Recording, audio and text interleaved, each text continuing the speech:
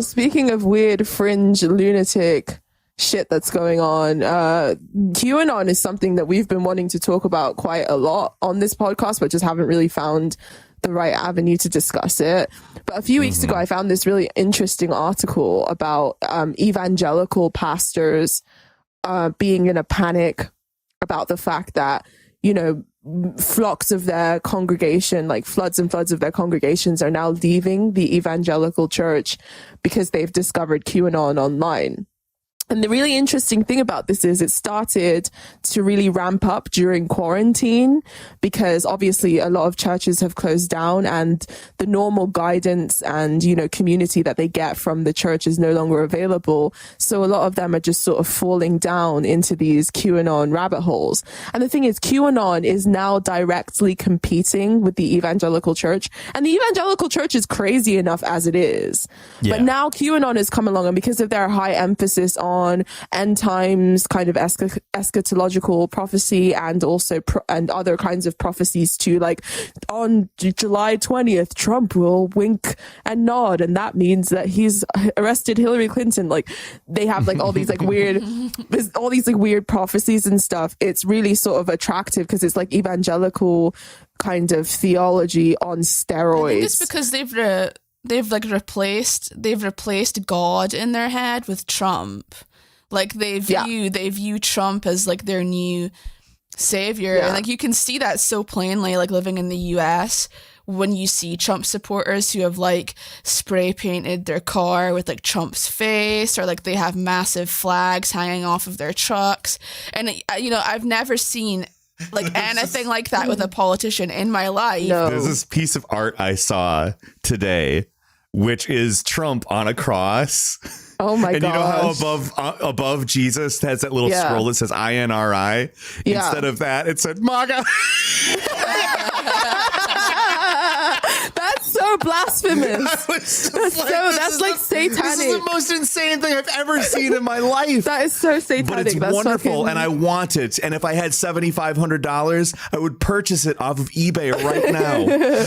Like Trump could literally say, like, tomorrow in a speech, "I was sent by God," and while there would be like a lot of people that would be like, haha, there would be a large amount of his fan base, I'm not even kidding, like, no joke, that would be like, well, 100% believe that. That's the thing. They already do. That's the thing they do. Like, that's the thing I was going to say. Like, to argue a point, there was a lot of that same weird kind of messiah worship with Obama for liberals as well. When Obama, So that there's a parallel there, but there was no kind of conspiracy about him being, basically God's chosen one. But that's literally what the QAnon doctrine is. The QAnon doctrine is that Trump is a prophesied chosen one who is going to sort of clear the world of evil kind of globalist forces. And yea, did he come down upon us all and drain the swamp. Amen. Oh, it was funny because the other night I was watching Oh Brother, Where Art Thou? And it's kind of, Coen Brothers films set in the Great Depression era. And I guess that's kind of the closest thing you could kind of come to this sort of what we're going through right now in terms of like economic crisis and everything else. And like a large part of that is this fraudulent Bible salesman. And at the time, he's saying the same thing, like, oh, people are mighty fervent because of the Great Depression and all this kind of shit. And you're just like, oh shit, this isn't anything new. And this was just literally because the fucking churches are shut and you've got all of this crisis happening. Everyone, like, not everyone's kind of, this is what hits me because I'm super fucking secular. I grew up my parents are super fucking secular. Like, faith and like religion is like it wasn't even a topic of conversation in my house, like just not a thing. Either. So sort of if you don't come from that sort of background or even think about it, you don't even really realize that service is missing and what that was doing for some people. And yeah, just the kind that it's just another one of those things that you could have predicted with the pandemic, but it's just one of the factors that I think you just couldn't have planned for, or like how would you have addressed this in a certain, like, medicine, fucking whatever else you can make plans of that? How do you actually address people feeling like they need spiritual fucking like guidance and getting led astray by fraudulent crazy fuckers and all this sort of thing in moments of crisis? I mean, I grew up in the evangelical church, so it's something that I'm quite intimately familiar with. And I understand that, especially like in the Black community, it has a ton of not just spiritual relevance, but also like a community relevance in that regard. It's where people go to network. It's where people go to make friends. It's where people go to meet spouses. It's basically like the hub of the community in that regard. It's a collective reality. Yeah, it's a collective reality. And that's the thing is we talk a lot about how neoliberal capitalism and sort of the collapse of society that's happening because of it, only how it affects people in our generation, how we're all like atomized, like fucking goblins. But the boomers and, they're Sorry, being affected. Alex Jones goblins is sorry. In bed with the goblins. They're being in bed with the goblins. they're being affected by it too. The older generation who are so used to having social commons, like actual tangible social commons where they go and they gather and they meet, they're being affected by this atomization too, and that leaves psychological room for these mimetic hazards to really take root. Well, I think that there's definitely there's been a couple of interesting things crop up through this pandemic lockdown quarantine period.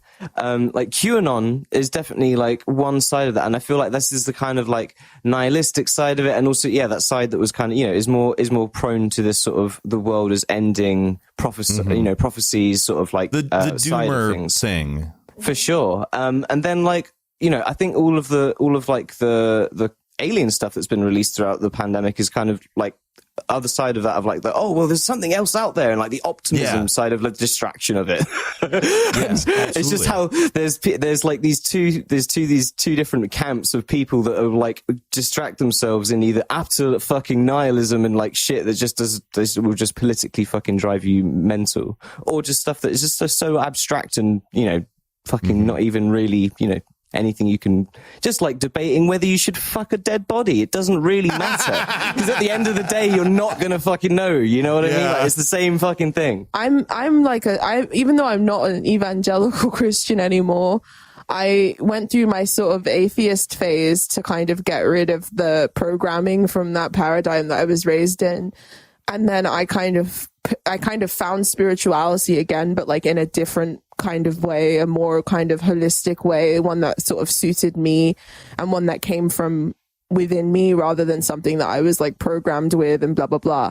And spirituality is a very important part of my life, and part of spirituality is transpersonal experience, which is, being able to transcend the self and feeling as if you're part of something larger than yourself and part of a larger community or part of a larger body of humanity in that regard. And that's something that's really, really intrinsic to all forms of spirituality and religion. And now that space has been eroded, there are all kinds of different spiritual pathologies. And QAnon is one of them, because it's not just evangelical Christians who are attracted to QAnon. A lot of people in the sort of new age paradigm have also started to move towards QAnon as well. And, lots of other paradigms too, your Hoteps, and a lot of them are finding this resonance. I've seen some Hotep QAnon people. Actually. Yeah, a lot of them are finding a lot of resonance within this paradigm because it's a mimetic hazard that's seizing upon their atomized feelings and their hopelessness, and their inability to fight against those atomized feelings and hopelessness through shared experience and community. It must be pretty easy if you're a Scientologist, because any sort of new virus that comes up is instantly just like, oh, thetans, bro. Obviously, we fucking told you. You've paid $10,000 for this. We've told you. It's fucking thetans. Did you read Dianetics or no? No? Well, that's why you don't understand this shit. I fucking get it. Scientology has always been one of the more appealing religions to me, because it's just so like on the nose bullshit that you kind of have to be on some level a little bit self-aware to be involved in it. possibly, or maybe just crazy, which is also appealing. The idea of just kind of going absolutely apeshit and just like believing in something like that. But I think Scientology especially kind of, and this is totally like an amazing atheist kind of like dumb and like atheism comment, but like Scientology does kind of expose the way that, like, you know, because you'll see like Catholics and Christians be like, this religion's ridiculous, you know, like an alien comes from space and all this like dumb stuff, but like what they believe in is just as unrealistic to some extent. Of course, they're just pastafarians with money, but it's not about, I don't think for a lot of people, it's not really about the validity or the truth behind the doctrine. No. It's about otherwise multi-level marketing wouldn't work. Yeah, it's about what it provides them in terms of meaning. And I don't think that, because the thing is, if you look on QAnon websites, most of what they post, the prophecies they post, don't come true. And it's very easily debunkable, because they'll say this exact thing is going to happen at this exact time, and then it doesn't fucking happen. Yeah. But the people don't challenge it. They just kind of move on and go on to something else anyway, because for them, it's not about the validity of the claims that are being made. It's about the fact that they have this shared sense of community around this specific thing, and the idea that they're making a difference by helping Trump drain the swamp, and they're, exposing pedophiles and satanic, whatever, blah, blah, blah. That's what they're getting out of it. So it doesn't, that's the thing. I feel like a lot of liberals and a lot of the left especially try to sort of debunk, quote unquote, these conspiracies by being like, oh, well, the doctrine itself is dumb and you believe in dumb things. And it's like, it's not about the belief system itself. It's what is it providing for them? What are they getting out of it? What are they missing? It's the same thing with 12 Rules for Life. Like, people were like dunking on it and making fun of it without actually looking at what it was providing for the people who were, attracted to that kind of material. What spiritual aspect of them was it, like, filling? What part of them was it, resonating? Missing daddy. Yeah. It was fulfilling. The archetype of the daddy. Did you see that tattoo someone got of Joe Rogan and Jordan Peterson on their leg? No, I didn't. No. I want to, though. But I feel like that's a good example of like the missing daddy in a lot of men. Like, they want that kind of guidance. Who doesn't want their daddy? You're not going to tell me that you don't want your daddy. You want your daddy. We all want I do. I wish my father was like Jordan Peterson. I'm not gonna lie. Yeah, honestly. Same. It's not just organized religions that have this sort of fervency around sort of an ideology, or even just sort of like a thing that fills the gaps. But I guess what I'm referring to is is it AA or AAA in America? Alcoholics Anonymous, AA, where it's just like, it's fucking so like all based around spirituality and like giving yourself up to a higher power and all of that stuff. Yeah, and people like me, like, we're kind of like, when you first sort of learn about it, you're sort of quite skeptical, because you're sort of like, well, if you want to stop taking drugs or do something, you don't need to believe in fucking God or whatever God this fucking program's going to tell you it's going to save you.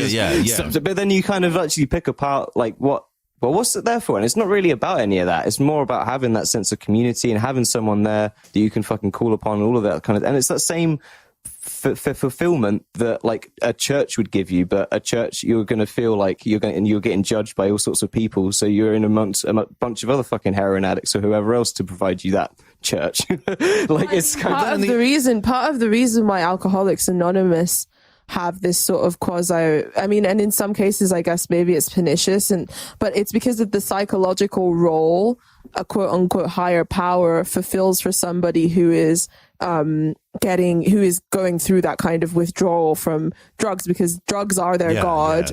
It's the thing that gives life meaning for them, literally. And when you remove that, it can be very traumatic without having some form of thing. And it doesn't necessarily have to be a God. It could be a community. It could be meditation, some form of activity in that regard. But I guess that's the reason why that ethos was there in the first place. And it's difficult because this void of meaning right now that people are experiencing, especially because so many of our traditional authority figures like the church have been subverted. People are desperately kind of trying to cling to any form of meaning, whether it be Gwyneth Paltrow's Goop, QAnon, or Extinction Rebellion, which I guess is one area that we'll go into in a second. It's not good to, you said it's not good to try to debunk these people. And there's something like particular, like it's about the belief in the shared community. And in order to preserve that, they'll create a narrative in which they will, like, Q puts out this information and we're looking for the thing that's going to happen. But what happened is the outsiders found out about it and made sure it didn't happen. But it's this endless sort of endless attempt to justify. It pushes them further into it because it's the endless attempt to justify us versus them shit. Yeah, but it justifies their group basically. And is this not what the left does as well? Does the left not do the same thing where it kind of creates its own weird internal logic and it gets more, where you fuck your cousin and all the dead bodies. Exactly. It gets more hostile and exclusive and deranged, and the more external pressure is kind of put on it, the more, they kind of use these like deranged beliefs to kind of cling to one another, because what matters is the community, the in-group, the cohesive sense of and it's toxic because it's not real. It's a cohesive sense of community that people have, so that they feel like it's the only thing that's keeping the atomized despair at bay, basically feeling as if they're part of something. The online left is kind of starting to remind me a little bit of like the ancient lost civilization conspiracy theorists, if you know what I mean. Because like you've now gotten to this point where you're like, oh, and so like fucking dead people and like your cousins are okay, and then their assumption is that you're already on board with all of this because of the assumption that you're on board with all of this other stuff beforehand. It's like when you start, like, I got this fucking book by the guy who did fucking Chariots of the Gods or whatever. And he's talking about some fucking thing in Peru, and he's just like, oh yeah, and so obviously we know that the fucking stuff was all made by aliens and that this was all this and that and this and that, and so from that we can make this conclusion. And you're like, well, so you've landed at this fucking conclusion from already like going so deep into like this crazy fucking ideology, and so now you've landed at I want to fuck dead people and my cousin. Like, that's kind of, I'm seeing the parallels a little bit. It's kind of weird. But that's the thing, is it's kind of a natural norm when these sort of quasi neoliberal communities, because these aren't communities, we're all atomized like neoliberal subject. But like I said, it's like they were bound by social capital rather than any actual real. Well, I mean, it's kind of a real social bond, but it's not a real social bond at all, I would argue. It functions. It's the thing that replaced them. People who believe I'm not saying that there aren't people who genuinely believe that it's a real social bond, but that doesn't mean that it actually is a real social bond. Just because somebody like genuinely believes that they're part of this cohesive collective struggle and they're bound in arm in arm with the comrades online, like that's not what it is. But like I was saying, it's sort of, it creates its own internal logic, becomes way more hostile than it needs to be in order to continually, perpetually justify itself. And, the easiest thing that there is to bond people together, is an outside enemy, basically. Yes. Which is why these groups are always in need of multiple enemies, threats, both external and internal, because that's kind of a major fixture of conspiracy thinking, is